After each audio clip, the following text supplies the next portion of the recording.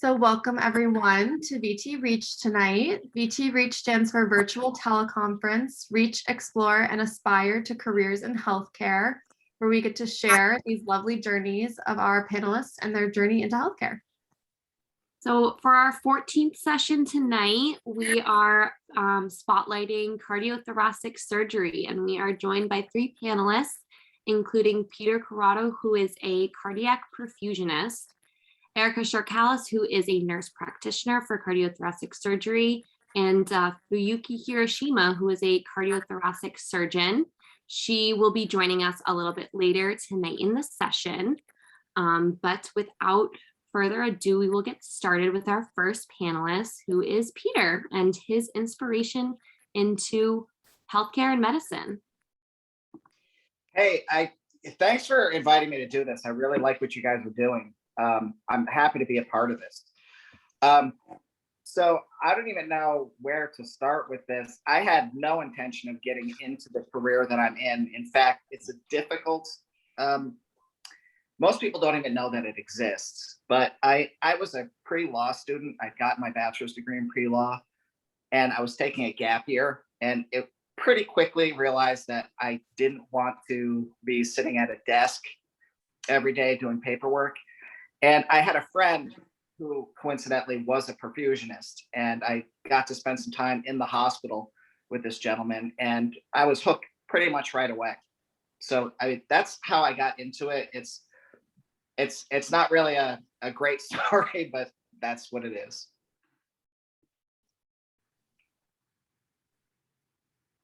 Okay, so the education. For a perfusionist, your education is generally a bachelor's degree and then 2 additional years in perfusion school, followed by boards and then state licensure. Now, there's about 12 perfusion schools in the country right now, and they put out about 150 to 175 students total annually. Let's see, the closest schools, I think the 3 closest schools to where we are in Vermont is Quinnipiac University in Connecticut, Syracuse Upstate Medical Center, and Shadyside in Pittsburgh, Pennsylvania.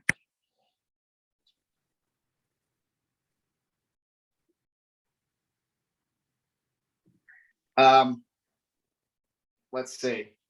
Okay, so the education is, I mean, it's pretty demanding. It's again, perfusion school is 2 years plus the summer in between.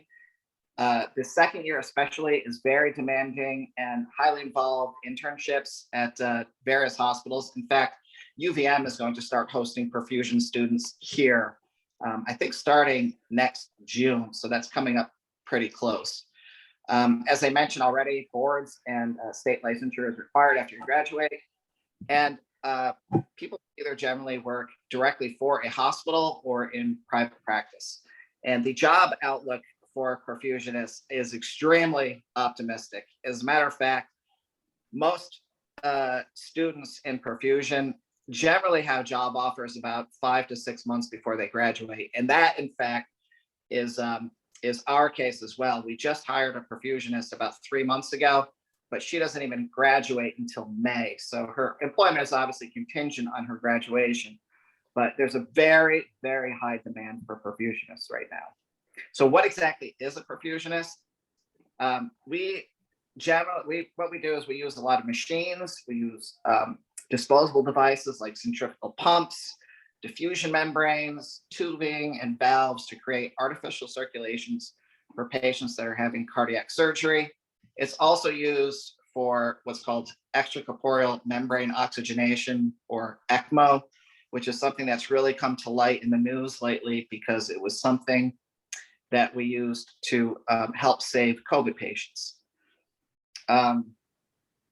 And our work week is generally, it's like a lot of health professions in the operating room. It can be unpredictable because there's call. Sometimes cases don't go exactly as planned. So the days can be a little bit long, but for the most part, you can find a pretty good work-life balance. And I think that's about all I've got to say.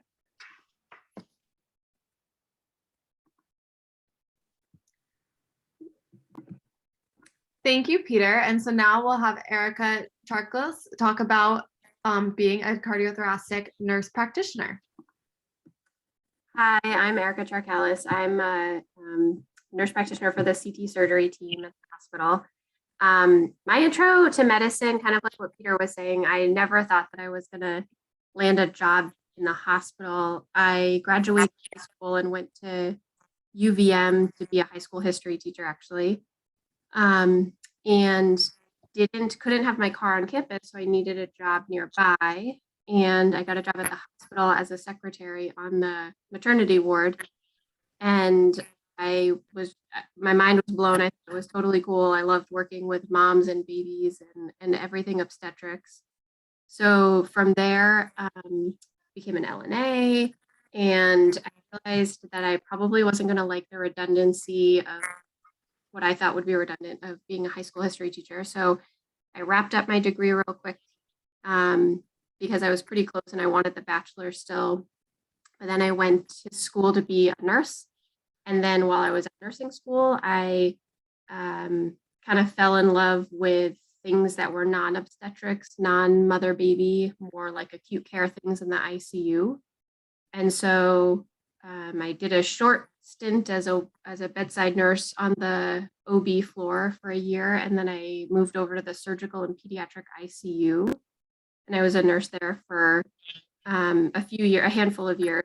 And then ultimately decided that I wanted to go back to school to be a nurse practitioner. And I guess I never knew that I liked healthcare in the first place until I kind of happened upon it. And then, I was the first person to graduate with a college degree in my family. And so I thought anything, not that nursing isn't challenging enough, but I thought that any next step up in terms of being a provider was certainly out of my reach, certainly beyond for me. I never thought that I could become a doctor just because it just didn't seem very attainable.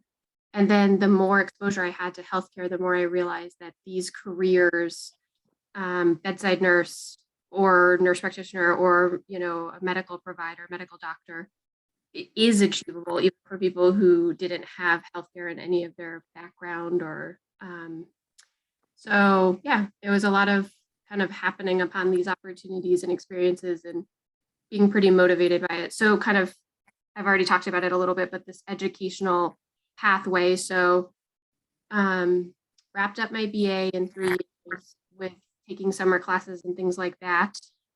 Did some prerequisites for my nursing degree at CCV. And then I kind of wanted a quick route to getting my RN, my registered nurse degree. So I did an associate's degree at Clinton over in Plattsburgh, where I did a lot of my clinicals. I did a nurse externship, like a paid internship, if you will, as a nurse. And then, like I said, I practiced at the bedside in the ICU, saw all sorts of sick adults and kids of all ages, focus being kind of after surgery or trauma. And then thought I wanted to do just a little bit more, change my scope. So I found an online program through the University of South Alabama that let me do a lot of the online didactics or classes and then do local clinicals at the hospital. So I set up those clinicals and did that program in about 2.5 years, and then got my NP degree and then sat for my boards. And at the time it was kind of, there's not a ton of inpatient nurse practitioners, or sometimes called advanced practice providers, because we kind of get grouped in with another group of providers called PAs or physician assistants. So I was on the hunt for a job for about 6 months because I really did not want to be practicing in the community as a like a primary care provider. It just wasn't my experience, my training and experience. So I actually bumped into Dr. Hiroshima, who I had known through training and attending herself, and persuaded her to consider hiring me to the team. So they hired created the position, if you will, as a nurse practitioner for the heart surgery team, and it's been great. It's one of my favorite groups of patients to take care of. So some of my responsibilities are, it runs the gamut between before you come to the hospital or the OR, and then your care pretty much right afterwards. So we'll get consulted on people who need heart or lung surgery, kind of in an oversimplified grouping. So I'll go see them, talk to them, ask them what brought them in, ask them, all of their medical history, do kind of a thorough consultation, order a bunch of tests that we might need in order to get them to the OR and have all the data that we need going into that case so that we have as few surprises as possible. And then Peter and Dr. Hirashima take over once they're in the OR. I don't scrub any cases, though nurse practitioners can if they get the right training. And then afterwards, I help take care of them in the ICU, as well as on the regular floor after they leave the ICU. And then I take care of them when they're in the clinic and they come back for their post-op visits, or if they call with any issues, I help manage them in that post-op period. And then in general, my job outside of caring for, direct patient care is a lot of coordinating care. So I'm going between the patient, the family, all of the different providers that are caring for them, the bedside nurses, the respiratory therapists, different specialties that we might have to interface with, like cardiology, and trying to coordinate recommendations or getting tests or things done. I do some teaching as well. So we're a teaching hospital and academic medical center. So we often have medical students rotating, or we always have residents on service. Or right now I have a nurse practitioner student who's doing something similar to what I did. She has an online program and needs to do clinical. So she's following me around and shadowing me and doing some kind of training of her own. So we do a lot of bedside teaching or structured teaching. Those are some of the big job responsibilities. Work-life integration. I'd say initially I struggled with trying to find that balance. I worked a lot of extra hours, and part of it was because I was just so new at my job and I was trying to figure out what I needed to do. I wasn't very efficient at it. And then I also just needed to have my own work-life boundaries. So we were able to make it so that instead of working 5 8-hour shifts, which ended up being more than 8, we did APPT, 10-hour shifts, Tuesday through Friday. I will say for my role, that might be a little more unique. If you do an inpatient provider role, it's pretty common that you would work off shifts, like evenings, nights, or weekends, sometimes on a rotation.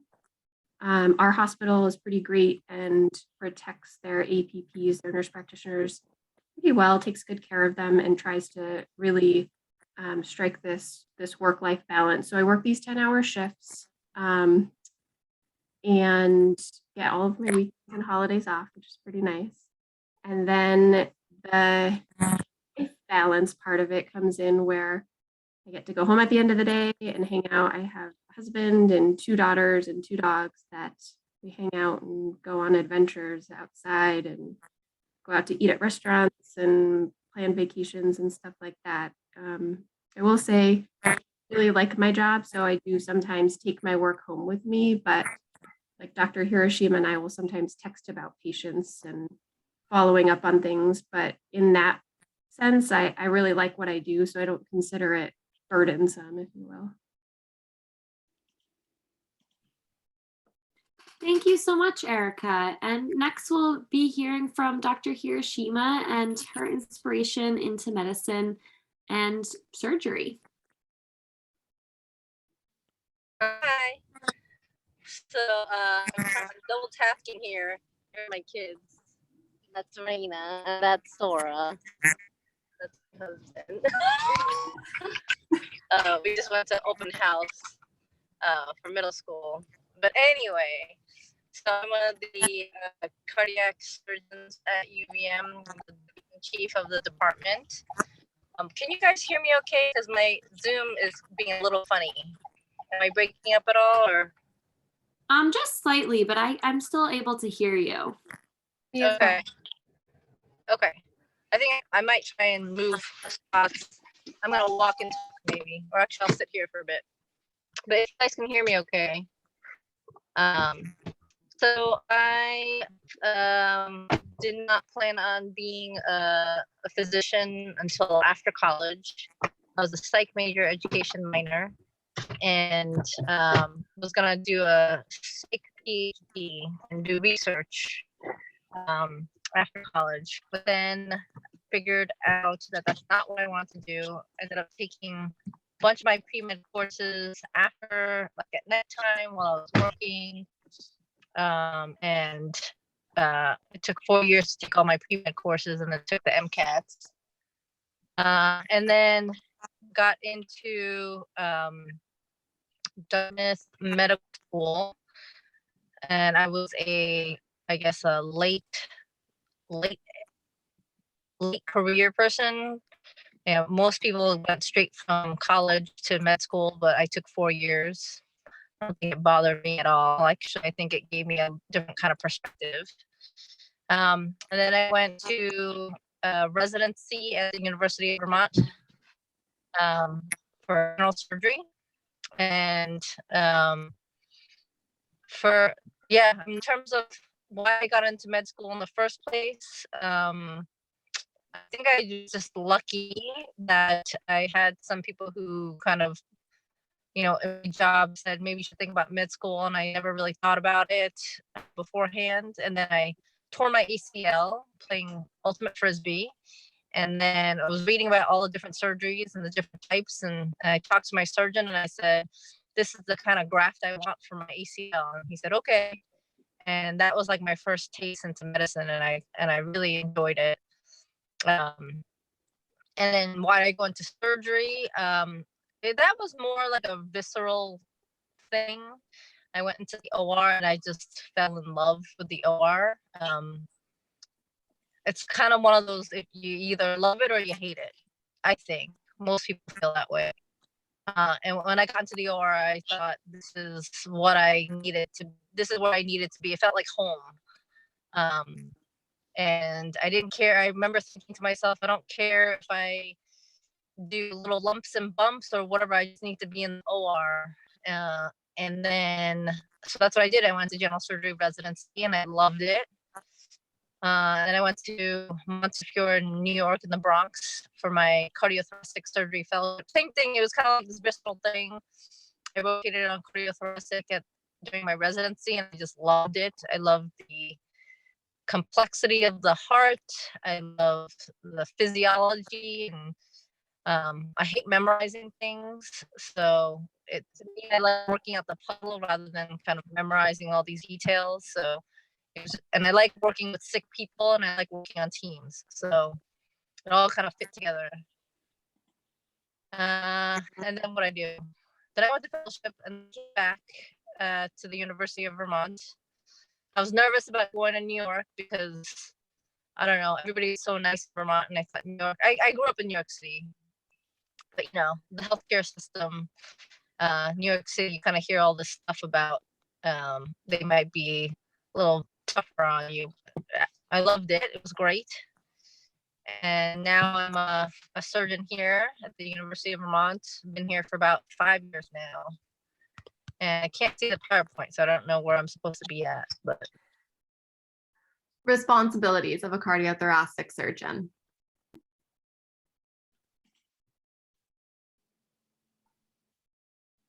Oh, hold on. I think you got muted. Let's see. There we go. okay. So some of the responsibilities, first of all, I think being the surgeon puts a lot of responsibility. You're the final say, you're the final person that has to make the final decision. So when things go poorly, you really feel it a lot. When things go well, you feel it a lot. So it's a lot of emotion, a lot of up and down with it. But I meet patients, I them to see if they should get surgery. You know, sometimes they're emergencies. Sometimes I have to go up to them and say, I gotta take you to the OR in the next 10 minutes. Here we go. And they need to be able to trust you and allow themselves to go into the open heart surgery. And I meet a lot of anxious people, and you get to chat with them, and I don't know, it's cool seeing, you know, they're terrified when you first come in and meet them, and you talk to them for 15 minutes, and then they're like, okay, I feel ready, I'm gonna go do heart surgery. So that's a nice feeling. Obviously the operating, that's a big part of it. And then after surgery, taking care of the patients. But then that's, you know, that's the surgery part of it. The other parts are, I mean, I have a lot of other hats that I wear. Research, so there's quality research, things that we change in our department that we try and adjust and then see if the outcome has affected things. I do a lot of teaching, so I'm the associate director for the third year clinical clerkships. So I help take care of the third year med students as they come through our services. Teach courses, teach lectures, teach on the wards. So when they come through our rotations, we kind of teach med students how to become doctors. And what else? Oh, and I'm the division chief of the department. So I have to figure out the finances of the department, hiring and firing, and I haven't fired anyone yet, but you know, I'm watching Peter closely. Love it. And it's kind of taking care of like the inner workings of the department, listen to folks, things that they need, things that we can do to make the department better. So there's a lot of different, every day is packed. You know, I'm like running from the OR. What I do today, Erica? I operated, I did a redo aortic valve replacement, and then I ate lunch. I missed M&M. Saw my patients, rounded all my folks, saw 3 new patients and consults, came home, went to the open house for middle school, and now I'm doing this. So that's today. So that's kind of like every day is just kind of running around, but it's fun. That's why I like it. I like being busy. If you don't want to be busy, don't be a cardiac surgeon. Thank you. And on to your work-life integration, which you did just speak a little bit about. So yeah, I mean, I think this is what I do, you know, like I'm sitting in a car, trying to balance my life. So I'm probably not going to eat dinner until after I'm done with you guys, but that's because I'm foregoing eating so that I can go to the middle school open house, right? Because I want to be there for my kids. I try and leave my work at work, and when I'm home, I'm with my kids and I hang out with them. I mean, mostly my life right now is work and then kids. Going to soccer practice, going to piano recitals, open houses, building snowmen, that kind of stuff. I try and exercise when I can. I try to be regular about that, but that doesn't always work either. And I think it's a mentality. I think it's I put my family first. I try and put them first. I mean, if someone's like literally dying, then I tell them like, okay, I can't help you get your sippy cup. But in general, I try and put my family first and work second. But it's a very conscious effort, and it's a hard thing to do. I feel like I saw some chat things, but I can't see it on my phone. Thank you. And so we are going to open up the chat. So anyone who has questions, please put them in there. And I just have a question to start for Peter. I wanted to know, are there any, to get into a cardiac perfusionist program, do you have to do any testing, prereqs, things like that? So that's actually a good point. Generally, it takes about 6 years to get through school from beginning to end. It took me 8 because although I had a bachelor's degree, I didn't have any of the appropriate prerequisites.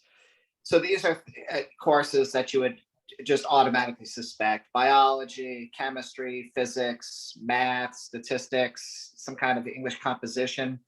I forget exactly what all of them were, but if you go to any of the school's websites, or if you go to perfusion.com, it's a great resource, and all the schools should be listed somewhere on that website, and they will each have their own individual prerequisites.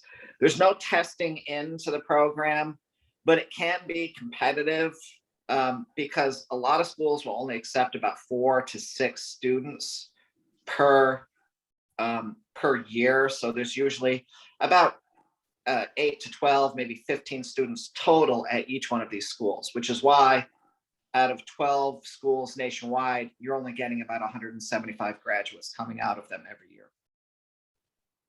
Wow, that's very interesting. Especially I feel like, again, like you were stating, just not necessarily knowing that the job itself exists. Next, we have a question from the chat, which all of you is addressed to all of you. And it is, how do you cope with the loss of a patient? Which is definitely a heavier question, but maybe some self-care things that you all practice for particularly difficult cases. I think, yeah, it's hard, obviously. You know, in the ICU as a bedside nurse, I saw a fair amount of people dying. And then certainly in this role, we have outcomes that we aren't hoping for. We deal with some pretty sick patients. You know, I think sometimes there's different kinds of death that you can see, if that makes any sort of sense, meaning sometimes people are pretty sick for a long time and you see them just not getting better for a long time in the ICU. And so it's this gradual thing that kind of comes on and you're prepared for it a little bit as the provider, and then you can help the family be a little prepared for it. Like, they're pretty sick, this is a very high risk surgery, or they've already had surgery and they continue to be very sick. And so you can kind of anticipate this, and it is a little bit lessened. I think it's not significant. It's still very sad and depressing, but it's always great when you can kind of prepare everyone for this possibility or for things happening. And then sometimes we have things that happen very suddenly, and those are particularly tragic and hard to navigate. And I know I've had another provider describe it as like a graveyard of patients you kind of carry with you, that I know in this role it's been hard because I've seen them before they went to the OR, and I saw them as like semi-normal humans too. So it really humanizes them. Whereas sometimes you're stuck in this ICU world where there's lots of lines and tubes and they seem less human. So that also adds another kind of level of the tragedy. But yeah, I have patients that I kind of carry around thinking about like how sad it was, and you know, knowing their family members. I'm still in touch with some of the ICU families that I cared for as a bedside nurse. I had one young ski trauma kid that came in and ended up passing away from his trauma, and it was a day before I gave birth to my first daughter. And then the family later on went on to have a scholarship, and I won the first scholarship when I went back to school to be an NP.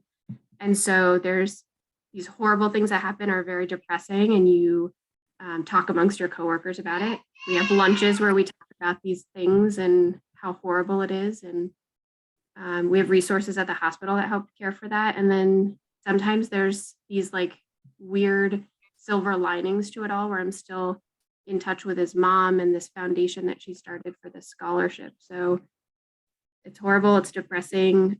We lean on each other a lot when these things happen, and we use humor. We use some gallows humor to kind of get past some of these sad moments. Yeah. Thank you for sharing. There's a question for you, Dr. Hiroshima.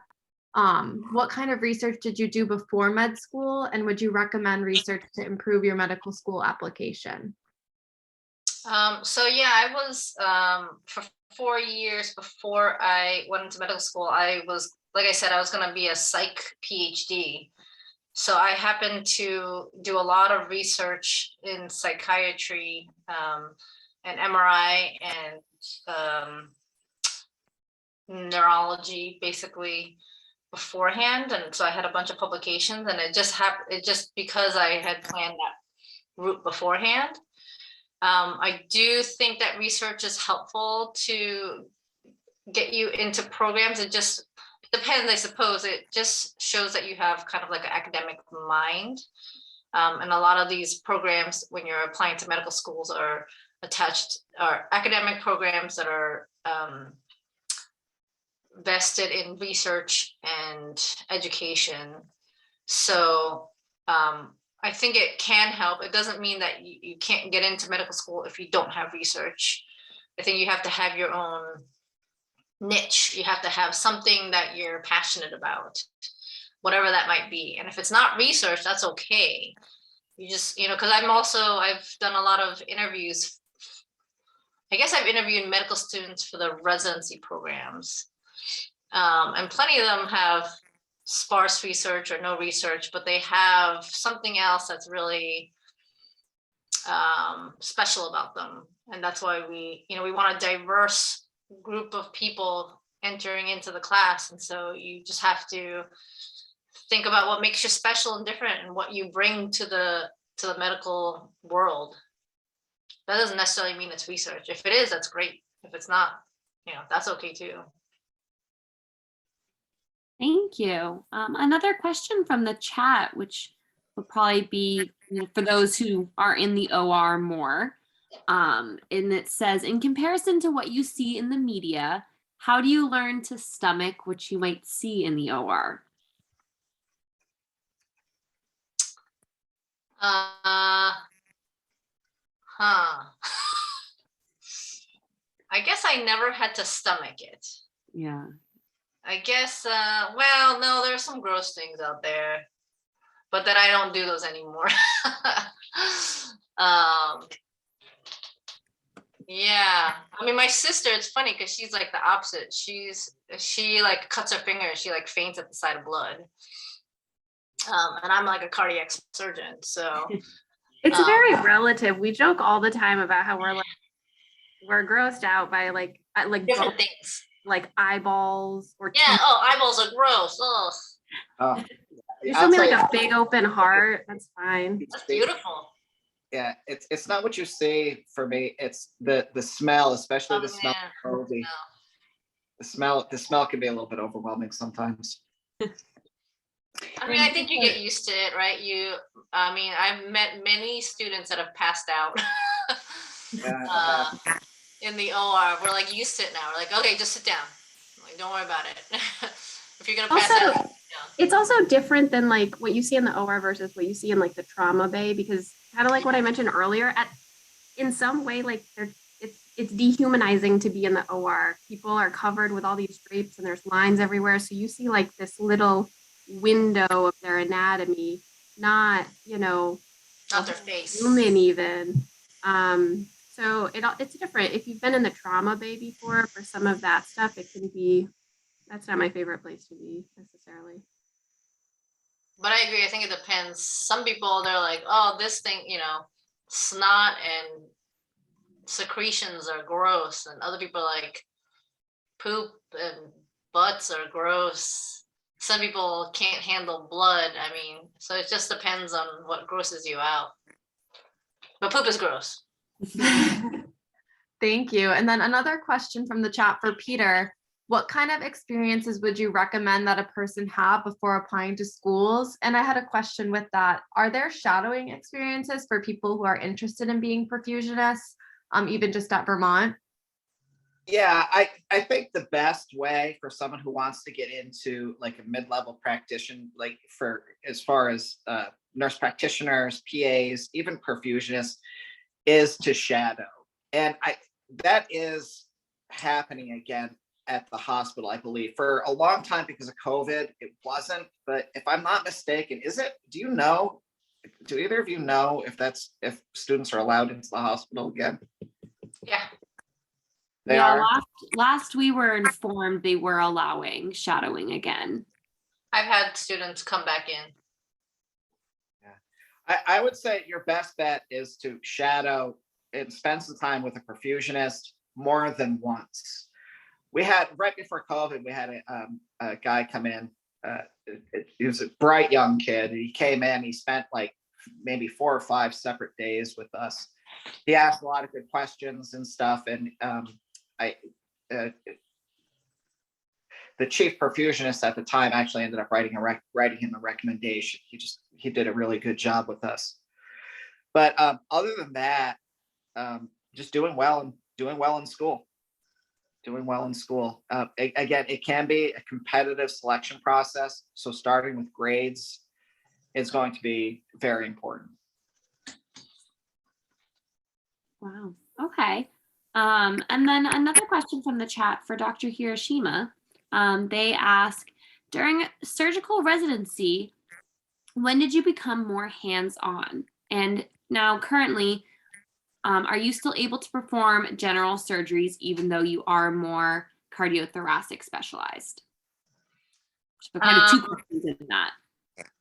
So basically from day one, you get hands-on when you start your general surgery residency. When you really start during medical school, I have med students that come into my OR and they're tying things down and suctioning and doing things in the OR. And then as a surgical resident, you're a doctor, you're taking care of patients. So, I mean, you're responsible for the things that you've done and that you do. And it's a graduated thing. So they start off with simple things so that you get more comfortable, and then you gain more independence. And then when you're a second year, then you're teaching first year things. And when you're a third year, you're teaching second and first year things.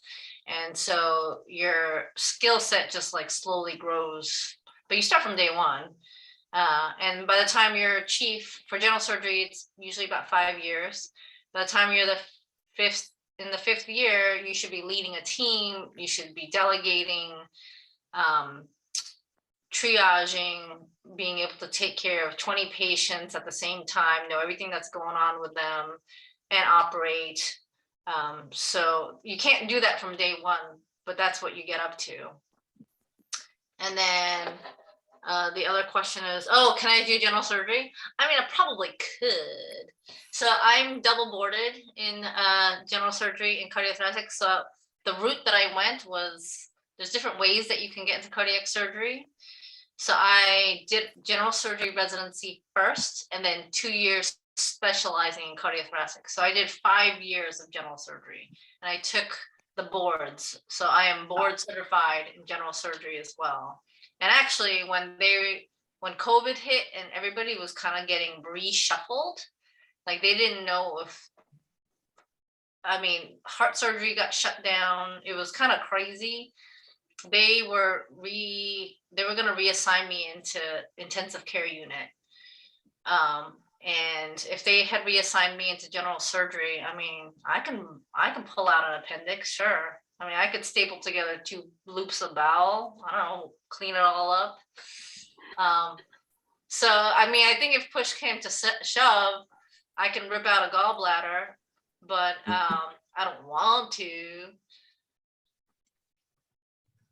Thank you, Dr. Hiroshima. Yeah. And then another question from the chat from Austin, who is planning on doing a PhD in neuropsychopharmacology and wanted to know if he can integrate this field of research into the hospital setting. And if you could speak on kind of research and then integrating that. Yeah, I'm sure you absolutely can. I think you have to, if you're doing a PhD in neuropharmacology, psychopharmacology, you're probably connected with them. There's probably a medical school that's sort of connected with your program. If you have a research interest, all you got to do is reach out to somebody in the medical school or in the hospital who's, I don't know, who's a neurologist, who's a psychiatrist, who's a pharmacologist. If you have an interesting research idea, everybody's open usually for collaboration. If you just, it's easier if you have an in, like if you have a connection, like if some random person just emailed me out of the blue, I probably would be like, I don't know who you are. But if you're able to use maybe you have a mentor or you have other staff who can connect you with somebody else, I think that would be the best way. Because I get random emails from like Taiwan saying, I want to work with you. I'm like, I don't know who you are. And I just like delete. Plus you might be spam, delete. So the healthcare system is very interconnected. And so there's a lot of, you gotta play the field a bit. Can I jump in here for a second, Dr. Hiroshima? Yeah. Medical research is omnipresent, especially at university hospitals. Now, I don't know exactly what is going on with neural pharmacodynamics at UVMC right now, but I can say the heart program, for example, is involved in many research projects. And two that I can think of off the top of my head, one's a little bit more aggressive than the other, is we're doing a pain study. So we're trying to figure out how we can reduce the use of analgesics after cardiac surgery. So we have neural blocks going into patients in a randomized study. And we also have another study. It's a medical device study. And we've only managed to get a couple of patients in it because the selection process is very particular. But yeah, medical research is everywhere. It's everywhere, from devices to techniques to medications. Yeah, that's all I'm saying. Well, thank you. Yeah, it's very, very good to keep in mind, especially, with students who want to do both, with practicing medicine and doing research as well. And then I had a question again for all of you. Obviously, cardiothoracic surgery definitely has a reputation as being pretty extensive. And I was wondering what the typical timeline in terms of recovery usually looks like for patients, kind of from when they leave the OR to when they're kind of back to their baseline or able to resume, everyday life. You want to take that, Erica? You take care of all these folks afterwards. So we kind of talk about it in terms of a pathway, and everyone has their own pathway, but the straight and narrow pathway that we try to have people follow along is that after they leave the OR, they come to the ICU, usually asleep with a breathing tube in and all sorts of lines and tubes. And if everything goes great and their vital signs and they're bleeding and everything looks good, then we try to get that breathing tube out within a couple of hours. Everyone's very groggy the first 24 hours, but if everything went well, then we try to get them sitting up in a chair the next morning. And then they try to get out of the ICU usually that next day. So within 1 to 2 days, they're leaving the ICU and going to this step down floor. They're still closely monitored, but over the course of the next several days, things are shedded from them. So they have lines and tubes from head to toe, and then they get less things on them because they are more stable. And they start ambulating or walking around more with physical therapy. There's precautions that they have to follow because we basically have broken a bone. We've broken their sternum for most of their cardiac surgery, that is. It's done through their breastbone. So this bone has to be braced and they can't do a lot of heavy lifting or pulling on it. So they have to do just kind of thoughtful movements. Physical therapy works with them where they walk up and down the hallways and make sure that their vital signs are good. After about 5 days, give or take, from their surgery, we start to assess their readiness to go home. People go home. Some people have to go to a rehab facility. Most people go home, though. And then they need some help at home with their family members, or sometimes physical therapy will come into the home and help them periodically.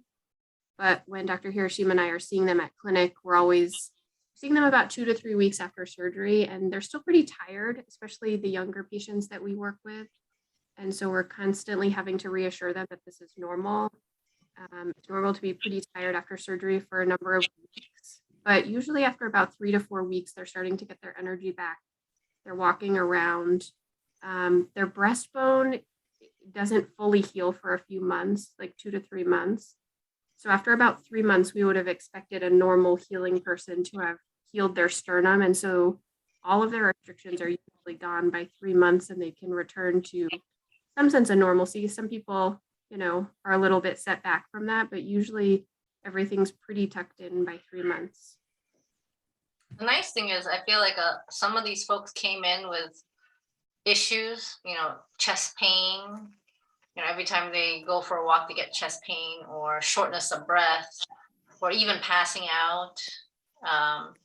And so I would say most of the time, when I see them a month after surgery, once I fix that problem, they're feeling like they're tired, they're healing still, like maybe there's a little soreness still, and they're maybe taking an extra nap during the day, but they feel better. Like I've heard them say, like, I feel so much better. Like I know I'm healing, but my shortness of breath is gone, my chest pain is gone. Some people say, like, I just have more energy. I just feel better. I know I'm gonna, so I would say a lot of times after they finish healing up, they're feeling better than before surgery because the problem is fixed. Their heart is feeling better. That's the really nice thing about, I think, our field specifically. There are some fields where you don't see that kind of like black and white difference. But in our field, we see it a lot, which is really gratifying. Like they'll come and see me and they'll be like, oh my God, like I feel so much better. Like, thank you so much. They're super grateful.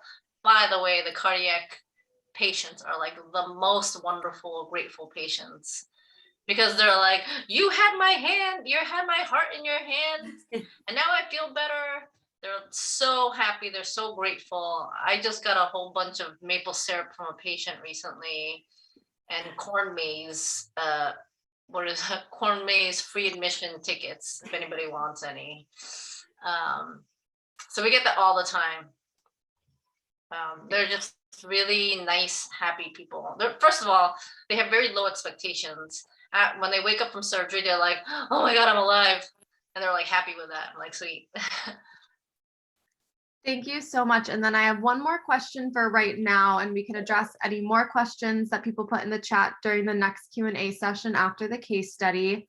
But I had a question for Erica. You talked about how you weren't sure if you could become a provider, and then you really carved your own path. And I wanted to know if you had any advice for someone who wasn't sure if they were able to do it. I think similar to what Peter said is just like expose yourself to it. Like I said, everything for me was like a step. I never thought I wanted to do anything in healthcare until I worked in healthcare. I thought, and then it's whatever was right in front of me. I wanted to do OB because that's what I did for a job. And then when I was in clinical, I thought, oh my God, ICU, acute care, this is amazing. And so I wanted to do that. And then I took care of a lot of heart patients, or I saw the residents a lot closer in the ICU, and I saw them kind of start out as medical students or residents, and I saw where they started, and I was like, I could do that. I could start at that level and train, like I know I'm able to do this. And that's where at that point I felt like I was too old, and it wasn't in my interest to go back to school that long to be a Dr. Hiroshima. But I thought a nurse practitioner was like a happy medium, and I was happy with that level of being a provider and of having autonomy. But it's kind of, expose yourself to everything, shadow whenever you can. When you're a student, jump on any opportunity you can to immerse yourself in these experiences. Or if your neighbor works in radiology, go, because not only that, but you're going to see other specialties while you're shadowing them. And then kind of just like take a leap of faith. Like I had so many moments where I was like, oh my God, I don't think I should do this. There's no way I'm going to be able to do this and be successful. And you kind of got to dive in and think about it, but don't think too much. It'll work out. Like seriously, I would never have predicted that I would have been here when all of this started, but you'll find something that you like. Healthcare is great like that. I just jump? I totally agree. I mean, I'm kind of similar to Eric in a lot of ways. My parents, they just graduated high school. My sister and I are the first ones to graduate from college, and never thought about medicine, never thought about being a doctor. And then, and when I was in college, the pre-med classes, I was like, I don't know, those people are crazy. They're like cutthroat, crazy people. I'm not taking those classes. But then after college and I took, my mentor was like, oh, you should do MD PhD. I was like, that's crazy, but I'll take this bio class. And then I was like, oh, it's not bad. I could do this. And then I took a chemistry class. I was like, I could do this. And then I just finished taking the classes and then I was like, oh, all right. And then I got into med school. I was like, oh, I could do this. And each time it was sort of like, I almost kind of surprised myself, like, oh, well, I guess I'm going into surgery. Like, I never thought I was going to go into surgery, but here I am. And then I'm like, well, I guess I'm going to be a cardiothoracic surgeon because it's awesome. Each time you kind of surprise yourself and then you go in there and then you're like, oh, I could do this. So I would never, ever have guessed that about myself. And we joke, Dr. Hiroshima talks all the time about how she's changed her profession 5-10 different times. She's like, I was going to be an orthopedic surgeon. And we're like, were you? And then she's going to do vascular. She had like all these different things. And then the last minute, she's like, ooh, the heart, really like the heart. Final answer. So, yeah. Yeah, I was going to be a PhD in psych. When I was in 5th grade, I was going to be a jockey. That didn't work out. Well, that's very, very good advice and encouraging, especially for students who take a non-traditional route to medical school, which, is just as valid of a path to get into healthcare. Yeah. So we'll move on now to the case study. I'm going to give a little heads up warning. There are some more graphic photos featured in terms of blood, I guess, and open chest. So if you do have a sensitive stomach or a weak stomach, just maybe avert your eyes. But otherwise, I will hand it off to the 3 panelists to discuss some images and interesting kind of techniques and things that they deal with in their work. So one of the emergencies that'll pull me out of bed in the middle of the night is a dissection. It's basically your aorta is a big, big, big blood vessel that carries all the blood out of your heart to the rest of your body, and it can tear. So you can have a tear in the aorta, and then we have to go in and fix it. So type A's are the ones that I usually fix. To the next slide. So these are just some pictures of the tears. Those are CT scans. I think the 3D images on the right, you can get a better sense that it's literally torn. You have blood that's going in between layers of the aorta that it's not supposed to go. And sometimes it's a life and death. It really is a life and death emergency. So, 50% of people don't make it to the hospital. And then if you do make it to the hospital, it's questionable whether you'll make it out of the hospital. But this is one of those big emergencies that take us screaming into the OR, basically. And the next picture. So these are pictures. So the aorta on the left, that's a normal looking aorta. That's just like that big blood vessel. It's, I don't know. How big is it? Like this big, this big. That's how big that blood vessel is. And the picture in the middle is one that's dissected. So it looks all black and blue. It's there's a tear within it, and it's kind of that outside tissue is barely holding that blood in there. And then on the right, all the way to the right, is the fixed aorta. So basically cut out the portion that's torn and then replace it with a graft. And this is another fancy way of fixing when you have like lots of different areas that were torn going up, because the artery, the aorta brings blood vessels up to your head, to your arm, and sometimes the tears go up into the head vessels that can give you a stroke. So sometimes that all needs to get replaced. That's just another picture of it. This one was a guy who had a heart attack, and then a young guy, he was 40 something, had a heart attack, ignored it, and then maybe 4 days later was not feeling well, came into the ED, and then they basically found a hole, his part of his heart just died off, and then a hole he had a big hole within his heart because the tissue just kind of broke down. So I had to cut open the heart, patch the hole. So that's, I cut open the heart over there. You could see it on the left. And it's not supposed to look kind of like mottled. It's not supposed to look like red and kind of beat up like that. It's because he had a giant heart attack. And then the patch is on the right, where that's the hole that I fixed. And then if you go to the next picture, that's that big hole that I opened up to get in there that was patched closed. But that's another emergency. Rare though.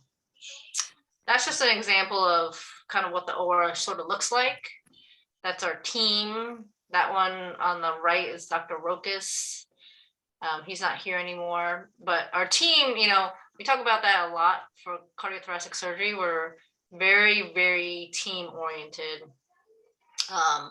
We know each other really well. I work really closely. We all work closely with anesthesiologists, the OR nurses. The OR nurses, they're specific for cardiac. So they are specifically cardiac trained, and in my mind, the best ones in the hospital. Same with the anesthesiologists. They're cardiac trained and like the best anesthesiologists in the hospital. I don't know. I really think they're the best. I think we have the best team. Because they're like skilled. Okay, first of all, here's an example. The OR nurse, right? When I need an instrument, they memorized my whole surgery. So I put my hand out and they put the right instrument in my hand. I don't say a word, and we go through the whole 3-hour surgery, and they know exactly what instrument I need at every moment. I mean, that's pretty good. Some of the other ORs, they said that one of the OR nurses fell asleep during the surgery. So I'm just saying, we have the best ones. Same with the cardiac anesthesiologists, perfusionists. Everybody just works together, and I think we're all really proud of our team. That's what makes us, I don't know, just tighter, I think. Plus, we don't rotate out a whole bunch of people. The OR nurses are great, but if they think that you're subpar, they will they will cut you out. High expectations, high standards, tight knit, great team. You guys want to talk about ECMO? Sure. So we have, Peter talked about how his perfusion machine is very similar to this ECMO device, and I'll let him go into more detail, but basically there's two flavors of ECMO, if you will, and the indications just very broadly are there's this veno-atrial ECMO, VA, or VV, veno-venous ECMO. VA is if you have a sick heart, is one of the primary indications, and VV is if you have sick lungs as a primary indication. And basically both systems will take blood out of one side of your heart, or out of one side of your body rather, and then circulate it, oxygenate it, kind of do some of the work that your heart and or lungs would do, and then puts it back into your body on one side of your heart or on the other side of your heart, depending on which type of ECMO you do.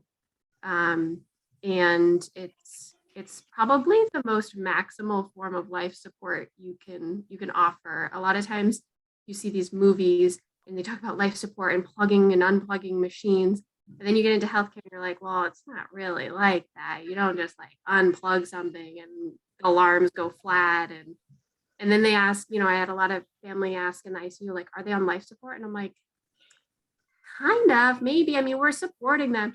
This is life support. Yeah. This is like the most maximal form of life support. We are doing the work of your heart and your lungs sometimes for you. And if you unplug it, it's very bad. Things definitely go flat quick. And it's just kind of like you saw the picture of the OR with all this coordinated care with like a whole team. It takes a lot of team members to put someone on ECMO. They're pretty sick. Our center is kind of early on in our ECMO career, so we coordinate with other hospitals in order to provide ECMO as a service. So Dr. Hiroshima, when she gets a call that someone might need it, she consults her cardiology, anesthesia, critical care. She kind of groups together and says, is this the right patient, the right thing for this patient? Will they recover? What will their recovery look like? Do they have reasons to not do it or to do it? And then we call other hospitals.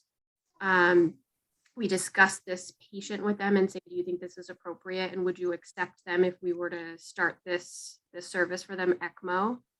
And if we kind of get green lights go, or sometimes we do this for an emergency where we just absolutely have to. She works with Peter and others in perfusion to make that happen. So Peter, if you want to talk more about all that. Sure, absolutely. But before I do that, I want to go back to the circ arrest case for just a second, because from a perfusionist perspective, these things are incredibly cool, because I want to paint this picture for you. So you have these patients that have damage to the large blood vessel that's coming out of the heart. Now, in order for Dr. Hiroshima to work on this vessel, we have to implement this process called circulatory arrest. So basically what we're doing here is we're taking these patients, we're cooling them down to about 18 degrees Celsius, okay? In Fahrenheit, I think that's in the 60s there. We're turning their brain off. We can put them in a barbiturate coma. We arrest the heart with potassium. We exsanguinate them. In other words, we're taking the blood out of their body, and then we're putting them in a state of suspended animation. These patients are legally dead on every level, but they're cold, and then they're in a state of suspended animation. Now, after that's accomplished, Dr. Hiroshima is going to try to quickly repair this blood vessel as fast as she can. And we're going to reverse the process and bring this patient back. And it just amazes me every time that you can do this to a person and bring them back. And the next day, they want a bacon, egg, and cheese sandwich. It's like nothing. It's unbelievable to me. If that doesn't impress you, I don't know what will. But it's true. You literally take all the blood in the body and put it in a bucket. Pretty much, Peter's looking at the bucket and he's like, that's all the blood in that person's body. And they're 60 degrees cold, and they're pretty much like their whole body is just shut down. Heart stopped, brain stopped, everything stopped. Yeah, it's kind of crazy. Yeah, when you put it that way, it's pretty cool. It is. It's really cool. That and how a 747 can fly, those two things, I'll never So, but to get to ECMO, so ECMO was something that was kind of used sparsely. It's specifically for patients that end up in what's called acute respiratory distress. There's a lot of things that can happen that can cause that. It could be chemical. A patient can aspirate, vomit. A patient can end up with a bacterial infection or a viral infection. For any number of reasons, they can end up in a situation where the lungs stop functioning. They can't exchange gas efficiently enough to stay alive. So we take this concept of cardiopulmonary bypass and we apply that to a long-term solution. It's very sleek, trimmed down circuit it's used long term, and we oxygenate the blood, we pull off carbon dioxide, We can thermoregulate the patient. And we can do this for long periods of time. People have been on ECMO for months. And the idea, like Erica was saying, is we have to understand what the prognosis of the patient is. Is there an exit strategy? So if you put, this is very resource intensive. So if you put someone on, it takes a lot of people and a lot of resources that have to be diverted from other patients. So it's an unfortunate, it's an unfortunate triage, but it needs to be done. And over a long enough period of time, this is not a therapy in any way, shape, or form. Like Erica said, it's just extreme life support. So the idea is this a bridge to something? Is it a bridge to recovery? Is it a bridge to transplant? Is it a bridge to maybe a permanent ventricular assist device? There has to be some exit strategy for these patients in order for it to be successful. Now for COVID, I mean, the use of ECMO exploded in the United States, and it saved thousands upon thousands of lives. Vermont, even though we are a university hospital, we're kind of a smaller university hospital. So we have applicable resources to initiate and maintain ECMO on patients for a short period of time, maybe 2-3 days. After that, it starts affecting the cardiac program, and this can be detrimental to other patients. So what Dr. Hirashima did is she built this incredible network with several other hospitals where we can initiate this service and then eventually work on transporting these patients for much longer term care. Now, ultimately, we want to do that at UVM. We want to see that here, but it's been a slow process building up the personnel and the knowledge base in order to maintain that here. So, again, I don't want to tout my own career because it's pretty awesome, but you've got to be impressed by all this. You must be. You must. That's all I've got. Definitely very, very impressive, especially, for me personally. I will say that I knew very, very little about perfusion as a profession, just kind of the basics of what it was. So it's very fascinating to hear kind of the ins and outs of it. And then, so we'll move on now to our second Q&A session for the last couple minutes of this panel. And then there is a question in the chat that maybe the three of you can speak upon in your own experiences through applying to higher level educational programs. But Austin asks, COVID heavily affected student grades when we transitioned into online learning. How is this taken into consideration when students apply to medical school? Also, is it best to do a PhD, then apply to medical school, or go straight from undergrad to med school? I don't know. COVID is tough because it's sort of like a crapshoot. We really don't know. We're still kind of working our way through it, and it changes all the time. And just know that everybody has gone through it, not just you. Everybody is affected by COVID, and so there's a little bit of understanding, right? Like if you say, well, I had this plan, but I couldn't do it because of COVID.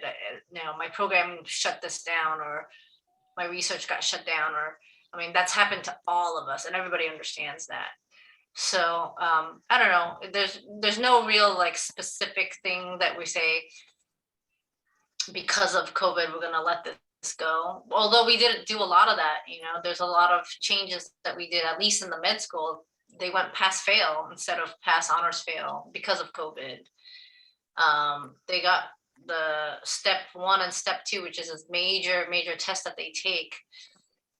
They no longer gave grades for it. They just made it pass fail. So, there's been a lot of changes in that way.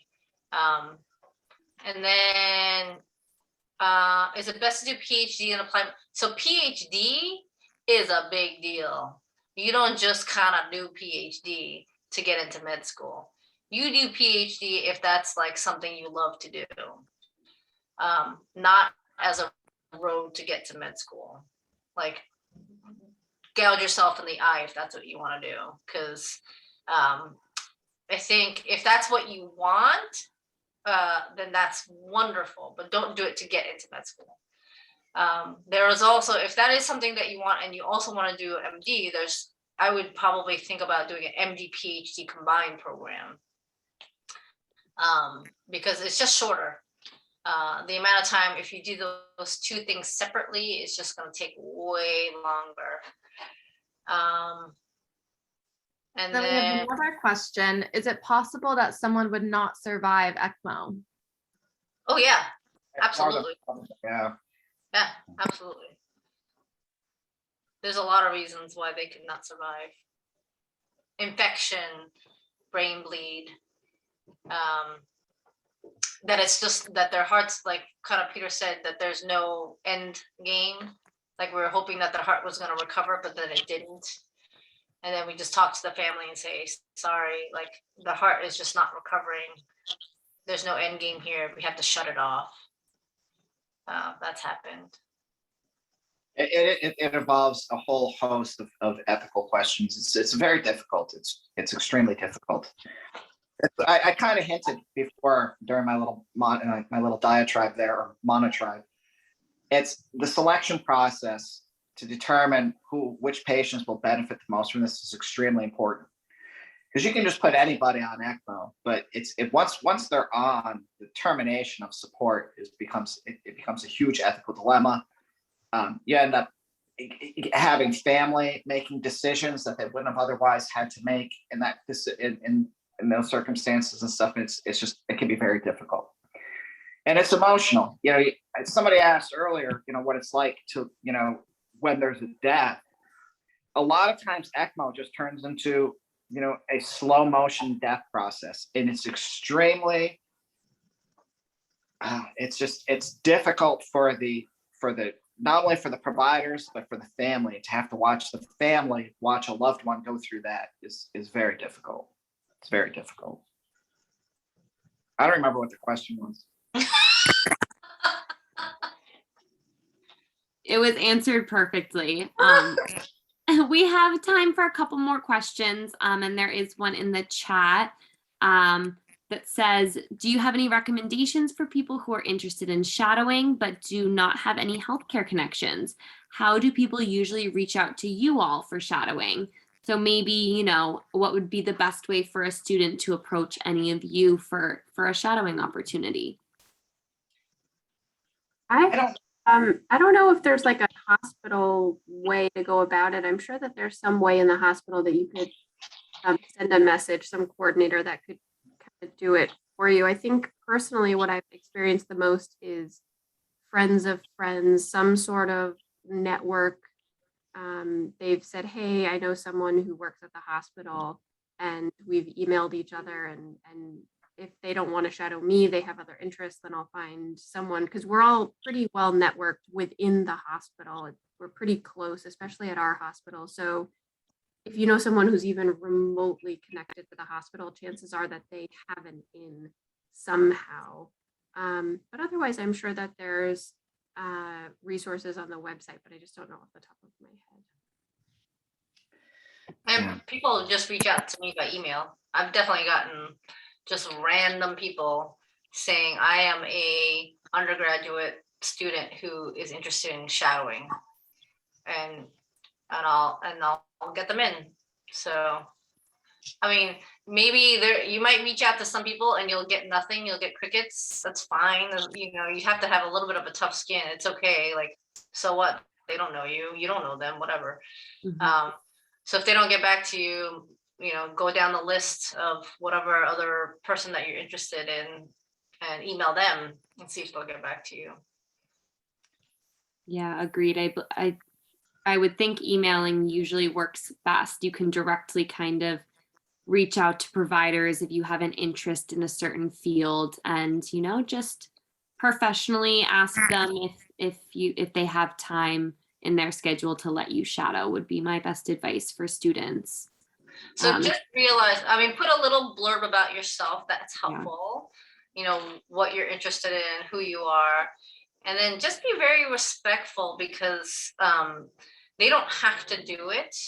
They're taking time out of their schedule to accommodate you, and everybody is really just flat out right now. Everybody's super busy, so if it takes a while for them to get back to you, or just make it as easy as possible for them, because they are just so busy, and they're doing this out of the goodness of their heart to have you come in and shadow.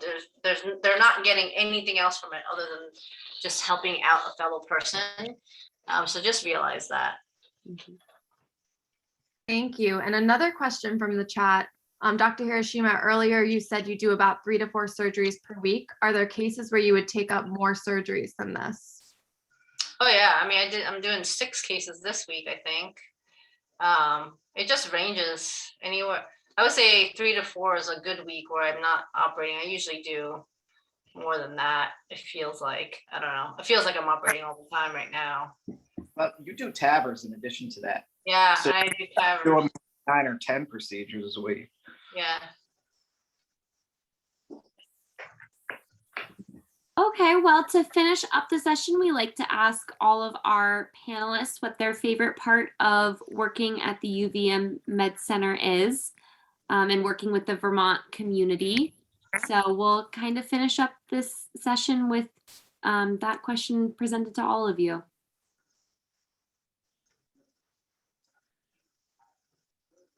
I like UVM because, like I said, I think it's just a nice small network. I think we get a happy mix of it's small and familiar, and every day that I walk down the hallway, I am stopped mid-conversation multiple times to say hi to people because everyone knows everyone. And so consulting people is so friendly and easy. I send them a text, I give them a call, we're on first name basis, and we just work really well together when you have that like relationship where you're also pretty friendly with the people that you work with.